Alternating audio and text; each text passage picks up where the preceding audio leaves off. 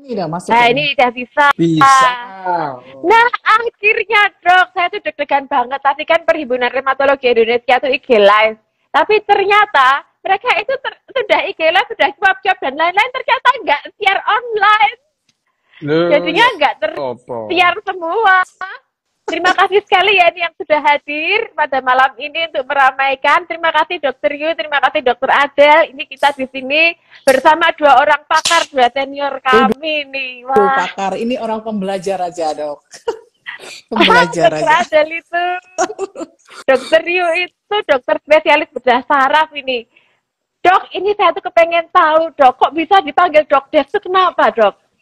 Ya gini, kalau perkara Dokdes itu sejak tahun 15 itu ya, 2015. Mm-mm.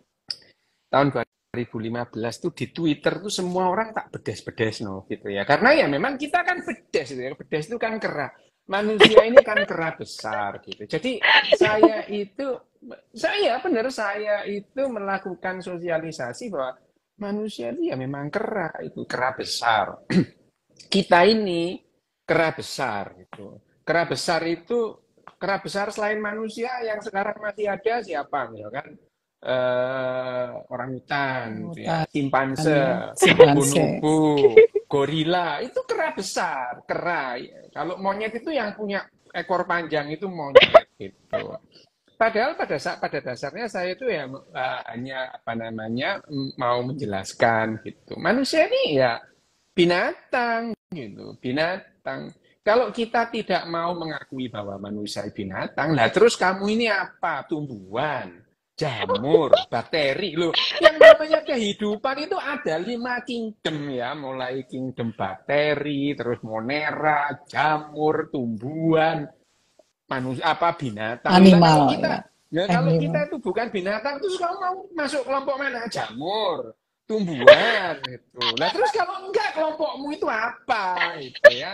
Nah, kita ini Kingdom of Animalia, terus kemudian masuk dalam film Chordata atau Vertebrata, masuk dalam kelas Mamalia gitu ya, masuk dalam ordo Primata. Primata itu ordo banyak, bukan hanya golongan kera dan monyet gitu.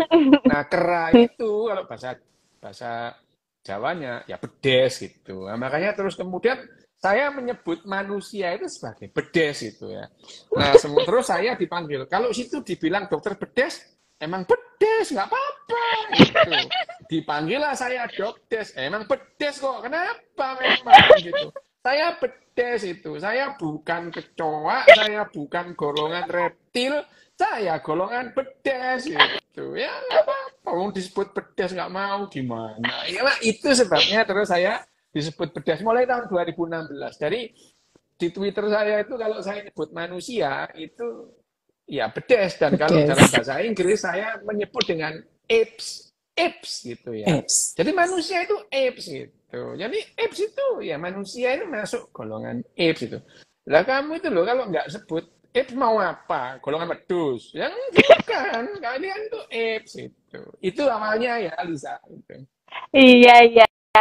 Saya tuh seneng banget loh Dokter Yu bisa gabung ini kayak mimpi jadi kenyataan loh dok. Kita itu Alah ngefans Dokter Yu loh. kamu jangan lebay. Wah, ini loh Dok, ya. kalau bukan kalau nggak lebay itu bukan dokter Lisa, dokter Yuni belum kenal Ya berarti. itulah lebay itu ya, tapi memang manusia itu lebay karena kita itu yang namanya keracunan epistemologis. Kita tuh jadi lebay. Kita itu tidak bisa menyikapi segala sesuatunya itu apa adanya. Itu sulit gitu. Karena manusia memang keracunan epistemologis, tidak melihat segala sesuatunya itu apa adanya, apa, kenapa, dan bagaimana secara apa adanya. Bukan bagaimana seharusnya. Kalau kita sudah menyikapi seharusnya itu kan begini. Loh yang mengharuskan itu sopo mbakmu? Bukan, nggak ada keharusan itu gitu. Manusia itu kan harusnya gini. Loh yang mengharuskan itu loh siapa gitu. Nggak ada keharusan. Kita memahami secara ontologis karena posisi saya sebagai saintis ya. Kalau sebagai dokter ya memang ada banyak dokter itu terus ngomong epistemologis itu ya yang namanya apa namanya kode etik itu disiplin profesi itu sudah epistemologi semua gitu. Tapi kita memahami kenapa epistemologis itu seperti jadi saya memahami epistemologis juga secara ontologis gitu. Jadi ya saya dari kecil dibilang heartless ya. Belum bukan heartless, aku ini juga punya perasaan. Tapi kalau enggak ya enggak gitu. Jangan iya disuruh bilang enggak gitu. Ya, itu makanya dari kecil saya tuh banyak musuhnya gitu. Banyak musuhnya itu banyak apalagi di bidang psikiatri. Gini, psikiatri tahun 80-an itu masih berpegang pada Freudian Freud. gitu. Ya, Iya Freud. itu ya. Bayangin aja bagaimana kita dilihat secara filosofis gitu. Enggak masuk akal banget. Lu kenapa enggak pakai filsafat yang lain? Kok filsafatnya Jung atau filsafatnya lain lah gitu. Lo kok milih Freud gitu? Kenapa gitu? Ya malah bayangin aja yuk. 100 tahun lebih gitu ya. Psikolog dan psikiatri itu melakukan pendekatan itu secara filsafat. Bayangin aja loh. Kesehatan loh gitu ya. Itu sudah masuk akal. Padahal ya tahun 86 itu tahun 80-an ya, tahun 80-an, tahun 85 saya mulai koas itu. Nah, ini kan ya ilmu-ilmu kuno loh. Udahlah, pendekatan psikoanalisa ini nggak masuk akal lah ini. Bagaimana yang namanya kesehatan kita diklasifikasi berdasarkan mimpi. Oh my God ya. Wah, itulah itu mimpi loh. Itu nggak masuk akal lah itu. Nah, nggak masuk akal bagi saya itu. Tapi ya bagaimanapun juga kita itu kan perlu pegangan gitu ya. Ribuan tahun orang berpegangan pada hal-hal yang nggak masuk akal. Memang gitu ya. Memang ribuan tahun itu orang itu punya pegangan pada hal-hal yang nggak masuk akal supaya hidupnya nyaman gitu ya. Dan pada tahun 80-an itu saya melihat psikolog, psikiater, bahkan neurolog itu. Ya, bahkan neurolog gitu ya. Ada ngomong gini, Dok. Iya, tahun 80-an saya melihat mereka itu hanya puas sampai pada diagnosa. Puas mereka itu pada diagnosa. Udah, kalau sudah bisa mendiagnosa itu kayaknya udah selesai tugasnya itu. Karena apapun diagnosanya ya. Zaman segitu obatnya ya itu aja. Apapun diagnosanya. Iya. Apapun Bukannya sampai sekarang ya, Dok ya? Oh, tidak. Kalau sekarang Dok ya, obat-obatan sudah bagus, pendekatan sudah banyak gitu ya. Pendekatan sudah banyak. Kalau dulu misalnya, neuro gitu ya, Parkinson syndrome gitu ya. Waktu itu belum disease namanya, tahun 80-an itu karena yang namanya waktu itu kita itu enggak tahu kenapa itu ya. Awalnya kan Muhammad Ali tahun 80. Tahun 80 Muhammad Ali itu ngetop namanya Parkinson syndrome gitu ya. Nah, aku ini mahasiswa kedokteran awal, itu Parkinson syndrome gitu ya. Nah, ternyata ya itu tadi kumpulan gejala-gejala yang tidak jelas asalnya. Nah, ya wis lah bayangin aja.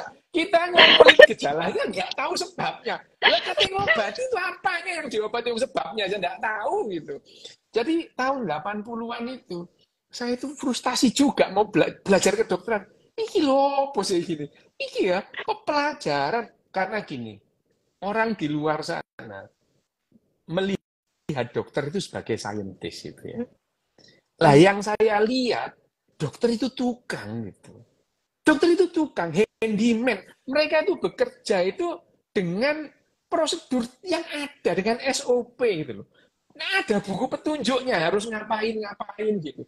Jadi ya, saya melihat dokter-dokter bekerja di rumah sakit itu berdasarkan SOP gitu ya. Berdasarkan yang namanya pedoman, diagnosa, dan terapi. Wes, dia itu pokoknya buta. Ini memenuhi kriteria diperlakukan sebagai ini. Kalau enggak, dia dicaci maki sama seniornya itu. Karena tidak mengikuti pedoman, diagnosa, dan terapi. Ini apa ya gitu. Jadi waktu itu ya, waktu saya clerk gitu ya, semester 7, semester 8 itu.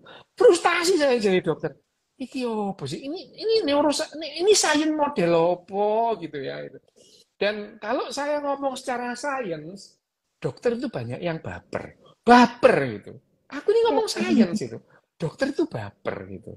Jadi ya pokoknya gitu loh, ya nggak gitu juga lah dok. Ini kan segala sesuatunya itu harus dibuktikan secara sains. Tapi dalam kedokteran itu, kalau menurut saya gitu loh, ya sainsnya itu gimana itu ya. Tahun 80-an itu saya betul-betul frustasi lah menghadapi dunia kedokteran. waktu itu. Apalagi di dunia perilaku manusia. Buta kita itu. Buta itu. Ya namanya neurolog itu tidak belajar soal perilaku manusia. Enggak itu. Neurolog itu mendiagnosa penyakit-penyakit yang diderita manusia supaya manusia itu tidak menderita dan hidup lebih lama. Itu tugasnya neurolog itu. Setuju. Ya, itu tugasnya neurolog gitu. Bagaimana manusia itu nggak mati gitu gara-gara stroke gitu ya. Padahal waktu itu obat itu yang ngawur lah itu. Ngawur. Ya, lo bener itu ya. Tahun 84. Bayangin ya, Dok ya. Tahun 84 ada diagnosa impending herniasi. Tahun 84, impending herniasi. Terus kemudian sama residennya itu residen neuro itu, kepalanya dibalik. Jadi, Trendelenburg, iya, mencegah herniasi karena herniasi itu turun terus dibalik. Oh my God, aduh gitu ya. Ini loh ya, bener-bener waktu itu, bener-bener itu kayak dirimba. Ini ya, orang-orang ini belajarnya dari apa? Waktu itu karena saya baca, saya sejak semester 2 itu yang saya baca textbook. Saya nggak pernah baca yang namanya baca FK-nya di diktat itu. mana, Dok? Kenapa? FK-nya di mana, Dok? Di FK-nya di Surabaya. mana? Surabaya, Surabaya. UNER, iya. Yang saya baca itu textbook. Bagaimana dalam otak mereka impending herniasi itu kalau orangnya itu dibalik herniasinya nggak jadi itu bagi saya ini dokter ini sekolahnya dia bayar apa sih gitu ya. Ini loh padahal ya waktu itu tahun 84 saya sudah baca yang namanya herniasi itu karena tekanan di dalam kepala yang tinggi gitu ya.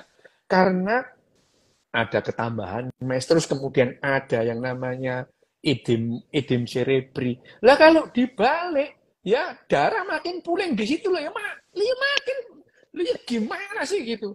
Tetapi yang dilakukan residen pada saat itu dibenarkan oleh konsulen-konsulen pada saat dia itu melakukan morning report. Lah apa nggak frustasi aku ini? Mereka itu tidak baca yang namanya teori terbaru tentang herniasi gitu. Wah, aku ngelundasku, pikirku, iki aku salah sekolah, apa ya, apa sih gitu ya.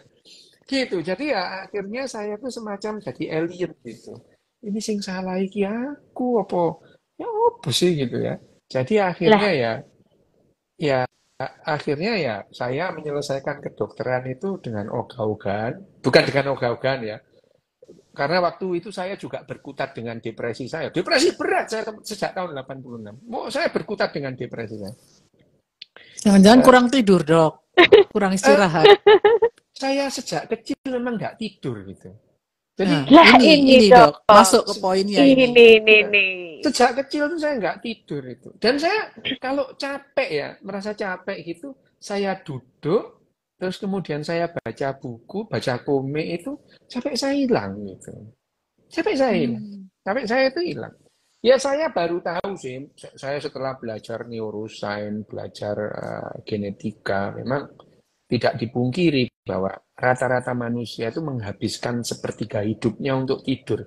Ya itu berarti tidur itu penting gitu loh ya. Ya, jadi tidur itu penting. Kenapa? Loh, manusia itu sejak zaman nenek moyang kita dulu, sejak zamannya nenek moyang kita guru pengumpul dulu itu memang menghabiskan waktunya sepertiga hidupnya itu untuk tidur. Artinya tidur itu penting. Kenapa? Lah, karena yang ada, yang persisten dalam kehidupan ini dalam jangka waktu yang lama, itu memberi manfaat evolusioner. Udah pastilah itu, gitu ya. Iya. Hanya saja. Misteri gelap dan terang, Dok. Enggak lah ya. Kalau gelap dan terang itu kan karena kita itu bertransformasi dari binatang malam ke binatang siang. Nenek moyang kita itu binatang malam semua. Itu yang menjelaskan mamalia itu 87% binatang malam itu. Nah, itu baru tahu itu. Nah, sekarang ya, kan? yang ketinggalan yang masih ada di dalam diri manusia apa, Dok? Kalau dilihat kan sekarang udah ada penemuan ya dengan blue light ini ya, Dok ya, blue light. Kalau dipaparkan dengan blue light terus kan akhirnya kita nggak tidur, Dok. sekarang begini loh ya, saya itu nggak kena blue light juga nggak tidur gitu.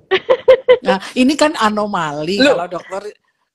bisa kita bilang anomali, tapi kan kita mengatakan otak kita bekerja secara unik masing-masing orang. Nah, lah Masing-masing itu orang gimana bekerja sih, secara Dok? unik. Loh, ya memang unik. Kalau Orang aku nggak tidur, kamu tidur gitu ya. Iya Itu ya. kan berarti tapi aku unik. Kamu balik juga ke unik. ya, Kamu balik ke konsep sainsnya, Dok. sains Sains kan pola, ya. Dok. Loh, Ada pola kita dan tren, mempelajari Dok. apa adanya. Pola, it's okay pola. Tapi tidak semuanya seperti itu. Jadi tidak berlaku umum. Oh, iya, iya. Tidak berlaku umum. Cuma kedokteran ini memang keracunan yang namanya epistemologis. Mereka itu mengakukan normal dan tidak normal. Nah, Kehidupan itu betul, tidak betul. ada.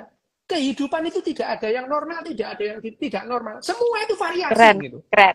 Semua variasi. Gitu. Termasuk Semua variasi. penyakit, Dok. Termasuk Loh, penyakit.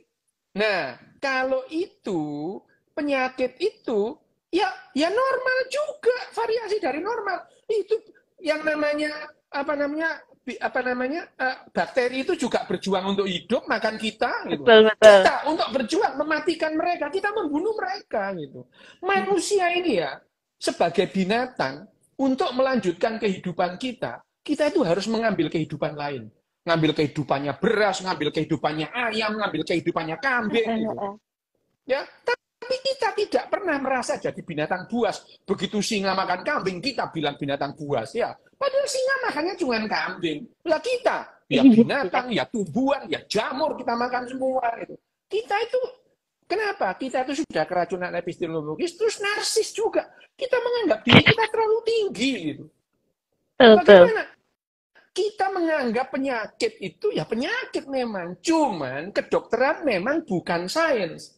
Kedokteran itu moral. Kedokteran itu berpihak pada kepentingan manusia. Gitu. Betul, betul. Yang kedokteran itu moral. Moral yang berbeda dengan moral-moral yang lain. Ada nilai-nilai yang dipegang dalam kedokteran. Ya. Kalau binatang lain boleh dikorbankan untuk manusia. Kalau manusia tidak boleh dikorbankan untuk manusia lain. Itu adalah etika kedokteran, moral kedokteran. Moral kedokteran juga tidak sama dengan moral-moral yang lain. Kalau seandainya ada penjahat, buronan, ketembak, datang ke ruang praktek saya, tugas saya adalah menyelamatkan dia, bukan lapor polisi gitu. Bukan lapor polisi. Meskipun kalau ada satpam lapor polisi, saya juga nggak bisa menghalang-halangi gitu. Kedokteran ini, yang namanya normal dan tidak normal itu ada dalam terminologi kedokteran, bukan biologi. Kalau biologi saya tanya misalnya ya, biologi itu siapa namanya pohon akasia itu yang normal jumlah dahannya berapa? Gitu. Nah, ya semua variasi dari normal gitu.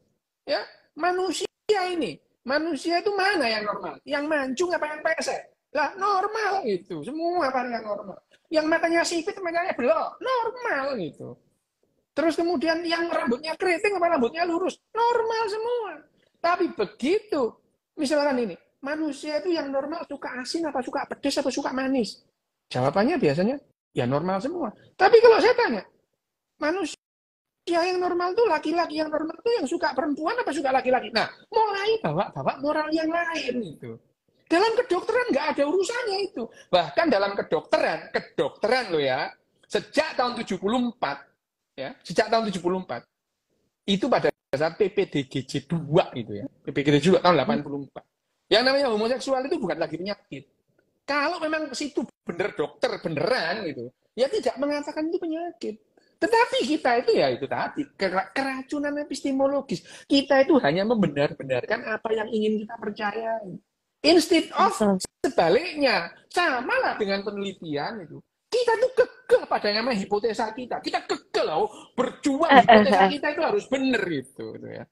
Tapi ya memang begitu caranya sains itu bekerja. Kalau suatu saat ada kebenaran baru, ya kebenaran lama ditolak. Itu sains. Kalau secara sains, orang yang tidur sedikit, tidurnya banyak, itu variasi dari normal.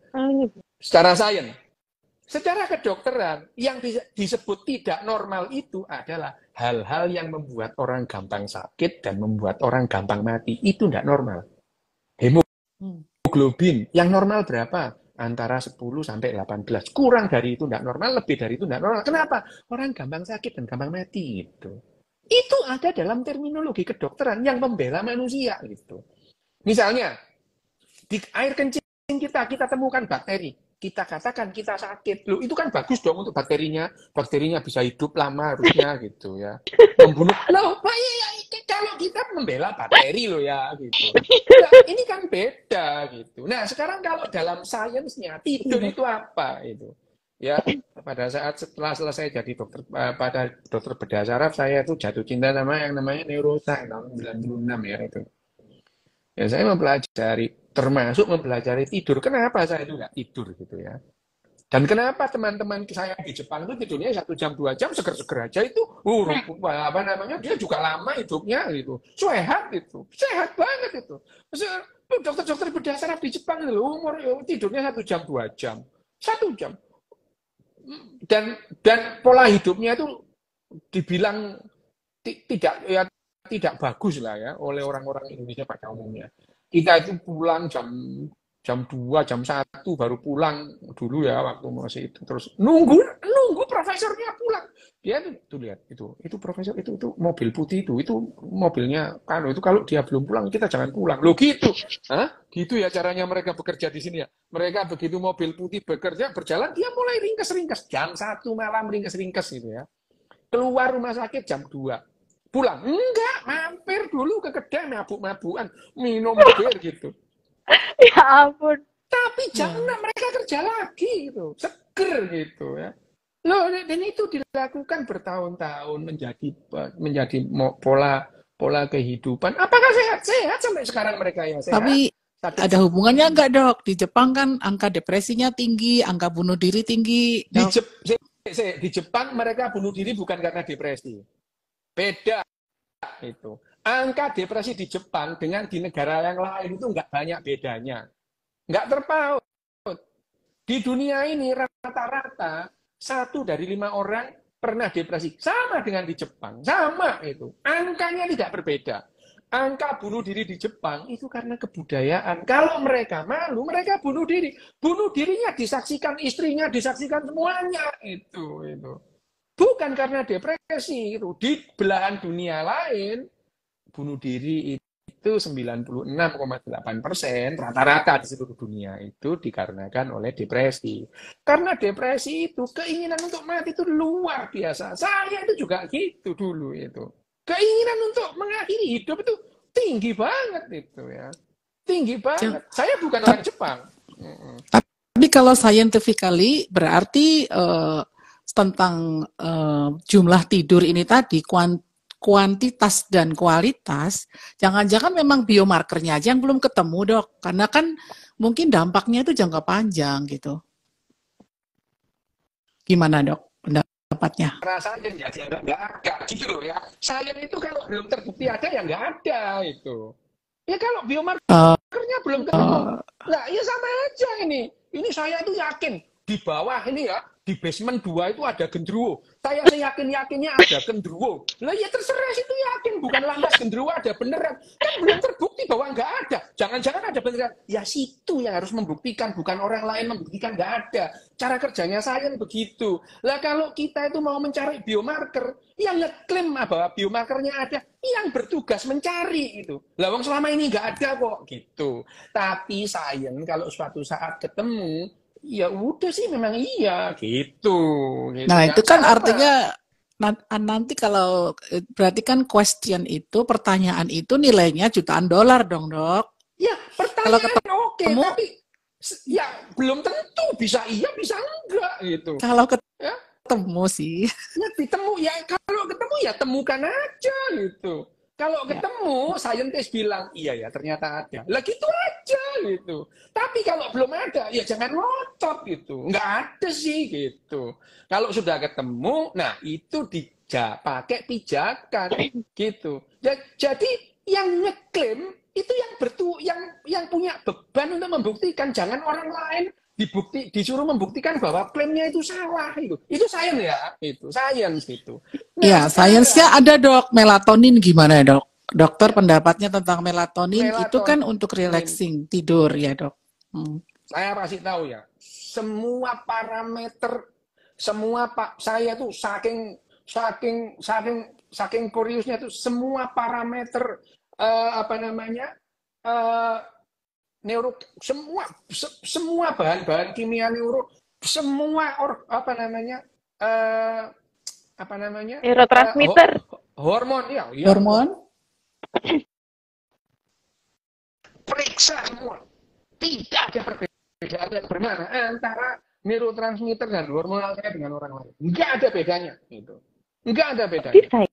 Tapi yang berbeda adalah respon terhadap rangsangan. Kapan saya lihat? Pada saat dengan PET scan gitu. Jadi otak saya itu merespon rangsangan itu secara berbeda gitu, secara berbeda. Rangsangan apa? Hampir semua rangsangan otak saya itu merespon secara berbeda. Entah itu panas, entah itu getar, entah itu cahaya gitu. Itu otak saya merespon secara berbeda.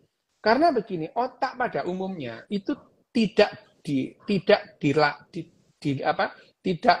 alam semesta itu membentuk otak kita itu bukan untuk mencari benar dan salah, enggak itu. Mencari nyaman apa enggak dari sebuah jawaban itu. Ya. Jadi kita itu menganggap jawaban itu yang membuat kita nyaman. Ya kayak tadi itu biomarker, ya mungkin ada. Dokter akan lega digitukan daripada, ya belum tentu ada, kemungkinannya kecil gitu. Kemungkinannya berapa persen kita nggak punya prediksi. Pasti ada. Ya sama aja, saya yakin di bawah itu ada kodok berkepala babi. Yakin, saya yakinnya gitu. Lah ya sakarepmu kamu yakin ada kodok berkepala babi. Tapi seyakin-yakinnya kamu, bukan lantas keyakinanmu itu ada beneran gitu. Dibuktikan. Tapi sains itu ya nggak baper. Kalau suatu klaim itu terbukti salah, oh iya ya salah ya. Gitu aja gitu. Yes. Oh salah, oke gitu. Nah, sampai sebelum terbukti, ya kita bilang nggak ada gitu. Hanya saja secara scientifically gitu ya, bahwa tidur, kemudian orang tidur 8 jam itu lebih sehat dari yang tidur 2 jam. Tidak terbukti gitu. Tidak terbukti. Itu tidak terbukti. Menarik ini dok, karena kan kita tuh selama ini kan punya anggapan kalau tidur itu kan bisa regenerasi sel tubuh. Ternyata ini ada buktinya enggak ya? Saya juga belum baca-baca ya. Bahwa tidur itu, bahwa pada saat tidur itu sel regenerasi tubuh itu terjadi, iya. Tapi bukan lantas pada saat melek nggak terjadi gitu. Iya betul-betul. Nggak terjadi. Ya gini, sebetulnya kalau orang Jepang sekarang orang Korea gitu ya, orang Korea tidurnya lebih, orang Korea lebih tidurnya lebih gila lagi gitu ya. Ini dalam gila kurangnya atau gila lebih? Gila kurangnya. Saya berbicara ini di dunia dokter ya, terutama dokter bedah, apalagi dokter bedah saraf. Dokter bedah saraf Korea lebih gila lagi itu ya. Mereka itu tidur 1 jam gitu. Tapi pernah ya, ini ya saking kuriusnya, meskipun saya ini apa namanya, bidang saya itu di genetik neuroscience atau neurogenetika gitu ya. Saya tidak ya neurogenetika, saya itu di neurogenetika gitu ya. Genetika neuroscience bukan pada behavior neuroscience gitu. Tapi ya kadang-kadang ya ini kalau ada orang yang ekstrim gitu sih, ayo kita bandingkan otakmu dengan otaknya orang. Jadi saya pernah 7 residen Korea saya bandingkan dengan 7 residen Jepang dan 4 residen Indonesia. Itu ya kita melihat pola tidur, pada saat tidur kita memberikan rangsangan macam-macam gitu. Emang unik sih itu, tapi pola itu kalau dilihat dari tracking ya, saya nge-tracknya jadi dari nge-track di apa namanya pola genetik, terus kemudian rantai telomere, terus kemudian parameternya banyak lah ya gitu. Yang paling bisa dipertanggungjawabkan adalah kebiasaan itu. Oh, itu ya. Itu yang paling bisa dipertanggungjawabkan secara ilmiah adalah karena kebiasaan gitu. Yang paling bisa dipertanggungjawabkan sejauh ini adalah kebiasaan. Bagaimana orang Jepang ya tidak segila orang bedah saraf sih. Rata-rata orang Jepang juga tidurnya jam 1, jam 12 gitu, Kalau musim dingin malah tidurnya panjang mereka, musim dingin. Tapi musim dingin tidurnya juga malam gitu ya. Bangunnya itu jam 9, jam 10. Tapi jam 5, jam 4 dia masih melek gitu ya.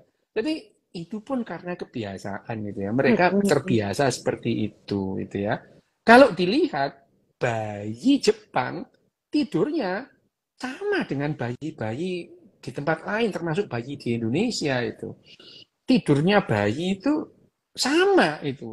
Lama tidur itu yang dihabiskan bayi tidur itu sama gitu. Nah, Artinya pada kan saat regenerasi, Dok. ya Bayi kan membesar. ya ya ya bukan berarti orang yang sudah tua nggak beregenerasi. Artinya kan gini, gini loh, bayi dengan bayi, ya, bayi Indonesia dengan bayi Jepang tidurnya sama, regenerasinya sama gitu ya. Ya. Oh, Orang iya, iya. Indonesia dengan orang Jepang tidurnya beda, regenerasinya sama. Coba, Oh, coba, ayo. oh, iya, iya. Loh, gini loh, ya, itu kan gini ya. Kalau kita ya regenerasi iya gitu, iya. Terus kemudian orang Indonesia yang tidurnya 8 jam itu dengan orang Jepang yang tidurnya 2 jam, itu parameternya nggak ada yang berbeda itu ya. Bahkan orang Jepang lebih sehat gitu. Oh, panjang umur. Iya, betul. Orang Jepang loh lah panjang umur gitu ya. Ya, yang bisa dipertanggungjawabkan secara ilmiah adalah membiasakan diri gitu, membiasakan diri. Coba ya, dokter dulu masih residen kan bisa kan tidur 4 jam, 3 jam sehari. Kenapa sekarang nggak bisa? Kadang-kadang nggak tidur, Nah, Dok. iya makanya gitu. Karena latihan gitu. Begitu lolos ya, waduh tidur udah 12 no sampai jam 7, jam 8. Nggak ada keharusan morning report tuh. Balik mana kebiasaannya ya gitu. Nah, hanya saja saya pernah membandingkan ada tim kecil ya, tim khusus gitu. Ya, neuroscience membandingkan usia harapan hidup dokter dengan profesi lain di Jepang gitu. Nggak ada bedanya ya, gitu. Nggak ada bedanya gitu. Nggak ada bedanya. Nggak ada bedanya ya. Nggak ada bedanya gitu. Dengan jumlah tidur yang lebih sedikit, jauh Ya, lebih sedikit. Jauh lebih sedikit, nggak ada bedanya gitu ya. Jadi istilahnya plasticity otaknya, terus kemudian apa namanya, bahkan saya membandingkan kecenderungan telomernya untuk membelah lebih cepat itu nggak ada bedanya gitu. Nah sekarang ini fenomena sih, fenomena. Kenapa fenomena? Yang kita harapkan kan harusnya beda harusnya gitu ya.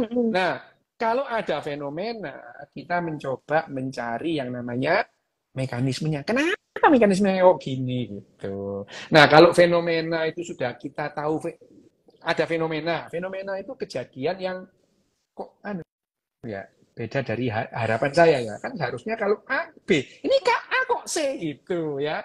Nah, ini fenomena. Fenomena itu kita mencoba mencari yang namanya mekanismenya. Kenapa ini terjadi fenomena? Nah, kalau fenomena itu sudah ketahuan, namanya jadi pengetahuan, bukan fenomena lagi gitu. Ya, itu sains itu seperti itu. Nah, sekarang ini fenomena sih gitu. Karena selama ini kita menganggap ya tidur kalau tidurnya kurang ya harusnya usia harapan hidupnya berkurang. Kenapa? Ya semua orang bilang begitu gitu ya. Itu.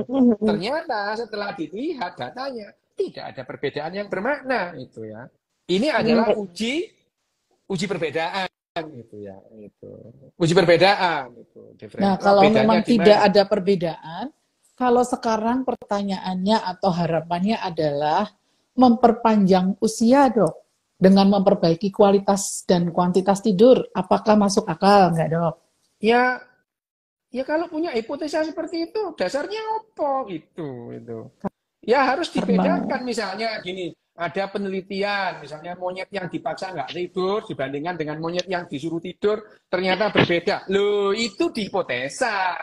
Terus dilakukan pada manusia gitu. Sama enggak yang terjadi pada binatang itu, jadi ujinya itu uji korelasi ya itu sains memang begitu. Tapi kalau misalkan ya coba ayo kita memperbaiki kualitas tidur, pertanyaannya kualitas tidur itu apa gitu loh ya. Kita ngomong kualitas tidur itu apa, ukuran kualitas tidur itu apa gitu.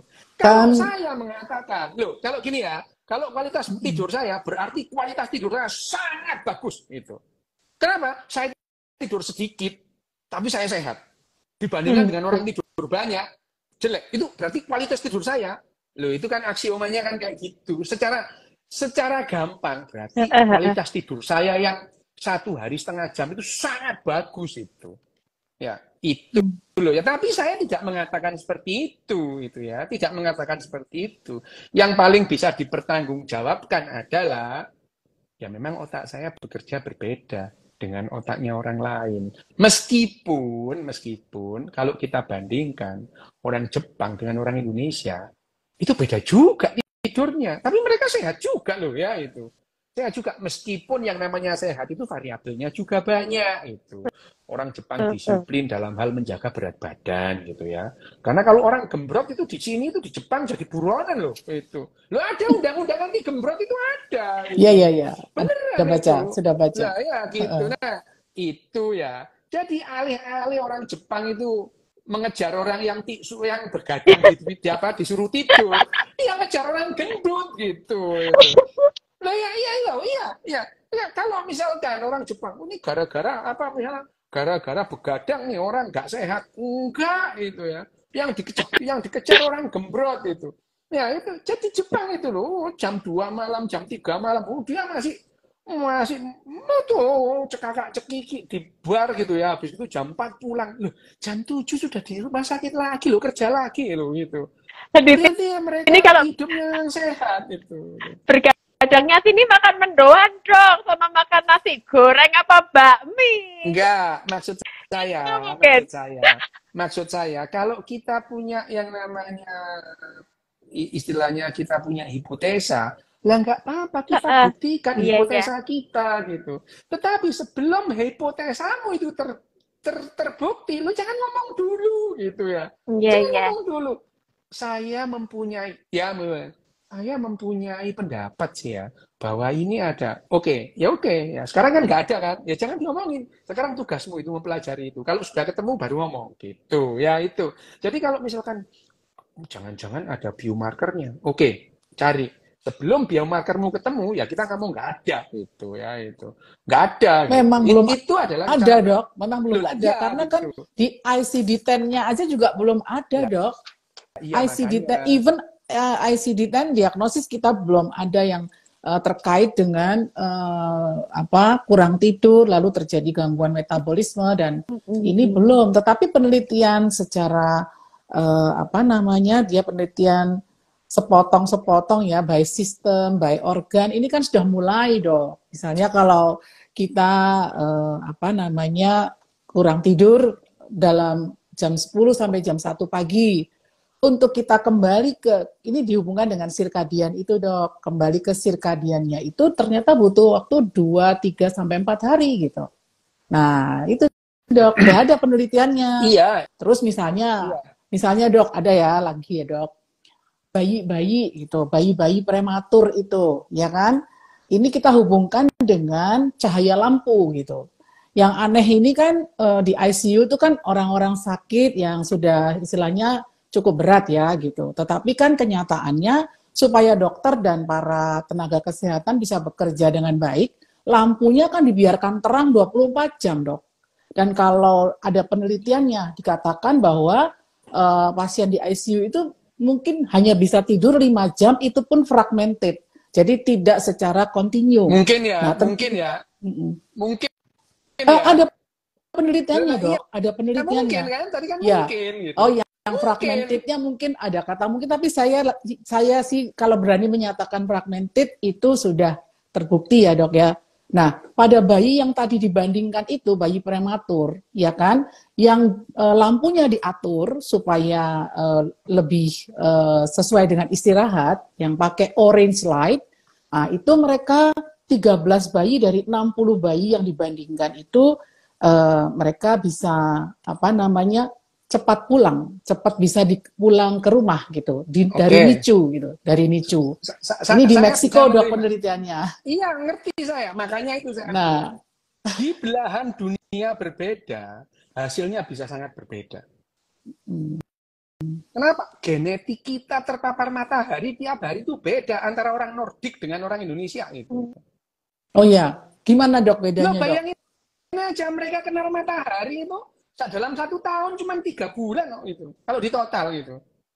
Sirkadian mereka betul-betul aneh, tidak berhubungan dengan sinar matahari gitu. Nah, terus hibernasi nggak dok? Kalau kayak gitu nih ada yang tanya nih dok tentang hibernasi nih dok. Sirkadian mereka tergantung kalau di-drive oleh hal-hal tertentu di otaknya. Mereka punya sirkadian yang mirip, tapi nggak sama gitu. Ya, mengenai sirkadian, saya pernah mempelajari sirkadian itu. Di otak itu sirkadian itu letaknya di mana gitu.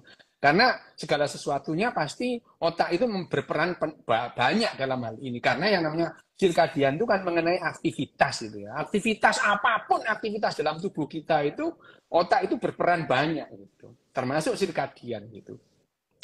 Kenapa orang yang tidak terpapar matahari, misalnya orang-orang Nordik pada saat musim dingin, yang matahari cuma 2 jam sehari itu. Dan mereka aktivitasnya sama gitu. Mereka tidak terkena. Nah, makanya kalau di Meksiko tadi, cobalah dibandingkan dengan orang-orang Islandia. Benar sama enggak gitu itu. Tapi kalau kebutuhannya katanya hanya cukup 1 jam sih dok. Udah cukup 1 jam itu. Bukan. Ya. Itu penelitiannya juga fragmented. Bayi Meksiko gitu loh ya. Kita tidak pernah mengkaitkan orang Meksiko itu makannya apa, kecenderungannya seperti apa gitu. Nah kalau kita sama aja. Saya tadi membandingkan orang Indonesia dengan orang Jepang. Saya tidak membandingkan orang Indonesia dengan orang Indonesia. Itu ya. Orang Indonesia yang tidurnya sedikit seperti saya tidak membandingkan itu. Saya membandingkan orang Jepang, orang Korea sama presiden Indonesia gitu. Ya, gitu. Loh, ini pun sudah berbeda gitu. Nah, sekarang kalau bayi tadi coba bayi-bayi Nordik dibandingkan dengan bayi-bayi Meksiko gitu ya. Kebiasaan orang Meksiko dengan orang Nordik sangat berbeda gitu ya. Kebiasaan gitu. Sirkadian itu sangat dipengaruhi oleh kebiasaan gitu. Sangat dipengaruhi oleh kebiasaan. Kalau dokter berdua itu membiasakan diri tidak makan sampai jam 12 selama 1 bulan, nggak bakal lapar pagi-pagi, nggak bakal gitu. Oh iya, menarik ini kebiasaan. Bayangin aja, lapar ya, sirkadian lapar itu bisa diubah hanya dalam waktu 1 bulan. Ya. Iya dok.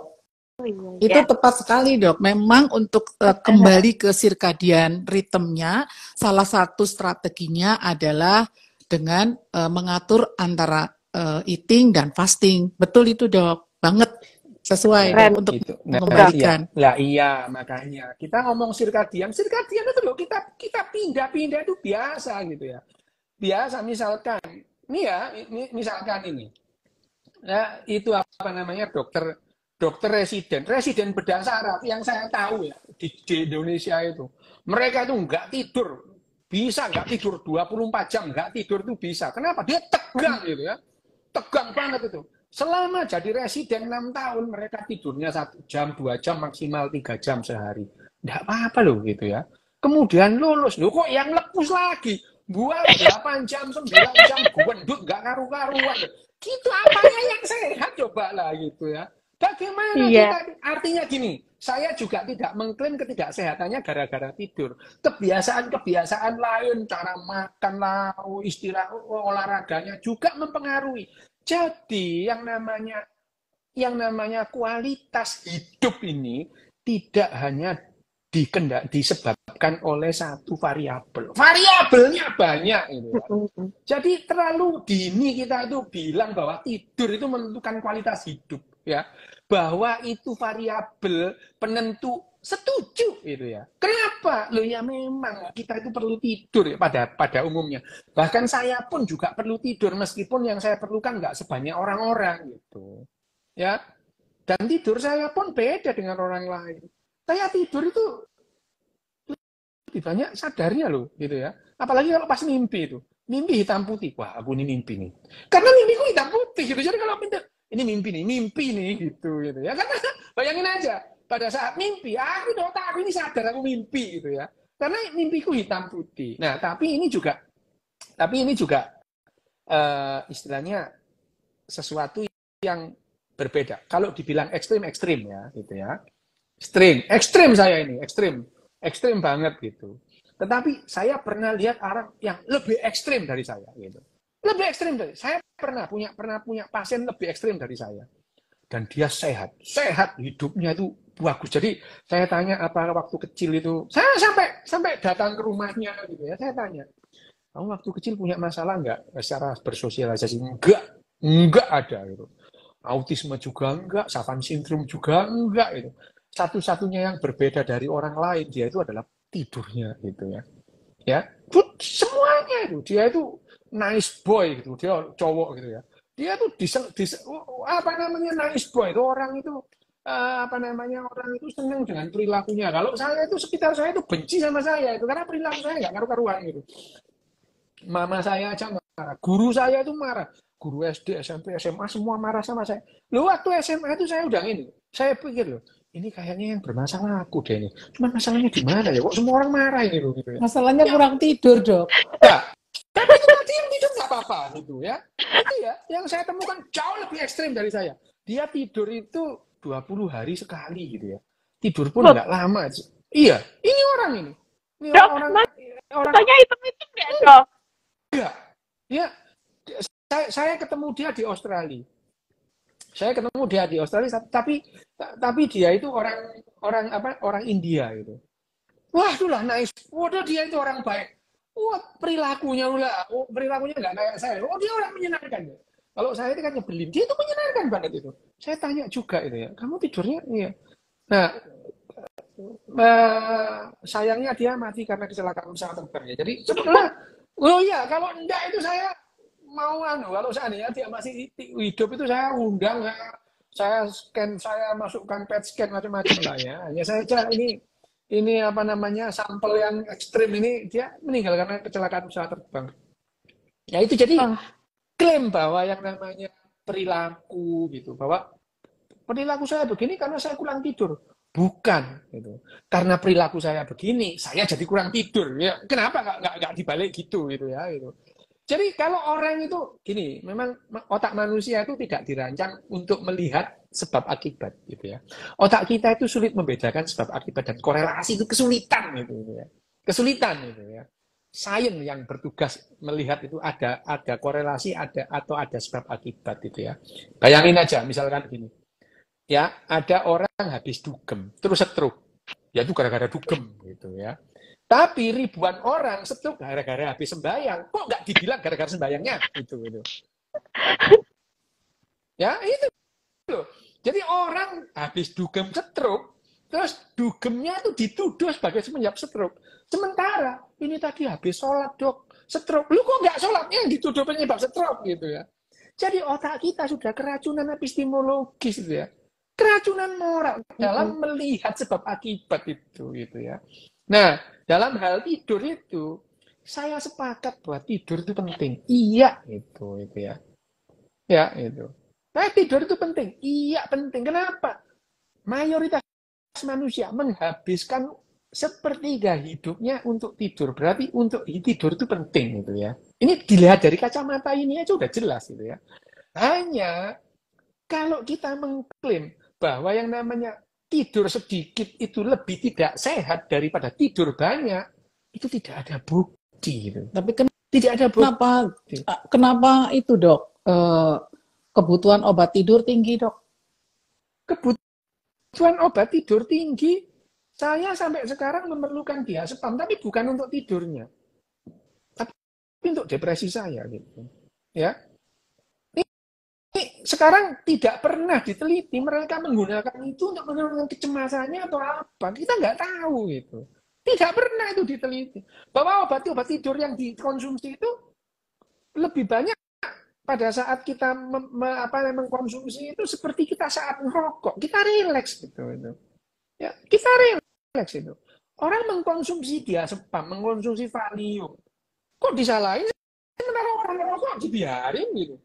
Ya, padahal rokok itu nikotin itu memberikan efek rileks pada neuron-neuron kita, pada konstelasi neuron gitu.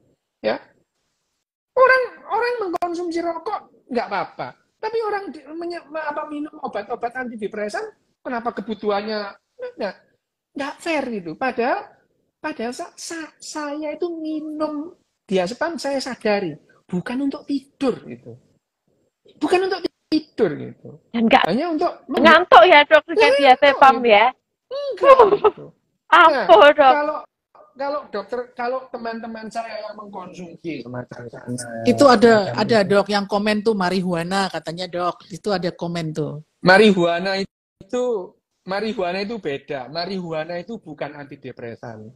Bukan simultan juga. Marihuana dalam hal ini kanabinoid ya. Sekarang ini kanabinoid itu sudah ada sekitar 96 kanabinoid ya yang diidentifikasi senyawanya yang berbeda-beda. Yang paling kita cari itu kan THC ya, THC itu. THC. Nah, ya THC. Dan marihuana dalam hal ini kanabinoid itu tidak memberikan efek seperti narkotik atau opium, beda gitu ya. Beda banget gitu ya. Dan kita secara medis itu tidak pernah ada laporan medis misalnya. Ada orang sakau marihuana, nggak ada gitu. Ada orang overdosis marihuana, tidak pernah ada laporan medis itu gitu. Tidak pernah ada. Coba cari jurnal mana. Kesehatan ya, jangan jurnal polisian gitu. Polisian itu nggak ada gitu ya. Oh, apalagi jurnal SJW itu. Nggak ada gitu ya. Tidak ada laporan medis. Di mana pernah ada laporan medis ada orang mati gara-gara overdosis marihuana. Atau ada orang sakau marihuana. Nggak pernah ada. Hanya saja memang di Indonesia itu marihuana itu dilarang. Jadi jangan dikonsumsi karena kamu melanggar hukum gitu loh ya. Bukan masalah sehat atau tidaknya gitu. Jadi di Indonesia marihuana itu dilarang gitu. Di Amerika itu sudah ada 49 kalau nggak 50 ya hari itu. Negara bagian ya. Negara bagian yang sudah yang medical namanya, ya. Medical. Bukan hanya medical. Di Oregon itu secara rekreasi sudah boleh itu. Rekreasional Rekreasi. Ya, betul. Jadi ada 40 kalau nggak 50 negara bagian yang sudah melegalkan marihuana di Amerika. Tapi undang-undang federal belum. Undang-undang federalnya Amerika belum melegalkan marihuana. Yang sudah legal lama itu di Belanda gitu. Nah, kalau kamu mau mengkonsumsi marihuana, sono ke Amsterdam sono lo, yang tidak melanggar undang-undang. Kalau kamu di Indonesia itu melanggar undang-undang, jangankan ya yang namanya di Indonesia itu, jangankan orang, dokter itu loh ngeresepi nggak boleh gitu. Kalau dokter ngeresepi morfin masih boleh itu. MST itu morfin loh, diresepin. Dibawa pulang, dikonsumsi, boleh. Tapi kalau kita nulis kanabinoid atau THC, langsung masuk penjara. Dokternya itu tidak boleh. Gitu. Dokter pun itu tidak boleh meresepi yang namanya bahan-bahan marihuana. Lagi pula, belum ada penelitian bahwa yang namanya kanabinoid tertentu itu mengobati penyakit tertentu. Belum ada. Gitu. Bahwa bahan obat itu punya potensi untuk bisa dipakai, digunakan sebagai obat-obatan. Iya. Tapi belum ada buktinya, gitu loh ya. Nggak usah baper lah kalau soal menyikapi sains itu. Kalau enggak, ya enggak, iya, gitu ya, gitu. Itu nah, kalau misalnya, mimpi, dok. Kenapa ngimpi? Tadi itu, kalau kita tidur katanya kalau nyenyak nanti ada ngimpi-ngimpi gitu, dok. Kalau ada yang dream REM dan itu fase. Orang yang mimpi itu pasti tidur nyenyak. Karena tidur nyenyak itu fase tidur kedua itu sudah mulai nyenyak, ketiga, keempat. Terus dari 4 balik lagi ketiga, kedua, ke 1. Nah, dari 1 yang pertama ke siklus berikutnya itu ada REM loh. Nah, di situ ngimpinya itu begitu gitu. Jadi kalau orang ngimpi itu pasti dia tidur nyenyak. Hanya saja.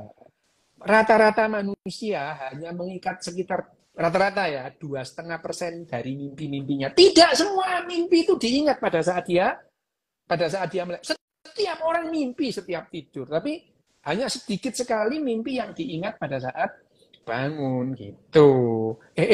List itu sudah 18.57. Kalau kamu nggak nge-save hilang loh itu nanti ini. Oh ya, ini berarti kita save dulu ya, Dok. Boleh lanjut lagi nggak, Dok? Aku mesti melakukan sesuatu sesuatu ini ya. Oh, Nanti kalau dilanjutkan iya. berikutnya nggak apa-apa. Berikutnya ya, berikutnya nah, dokter yang bicara bukan saya. Ini saya tadi itu sudah nyerocos nggak karu-karuan.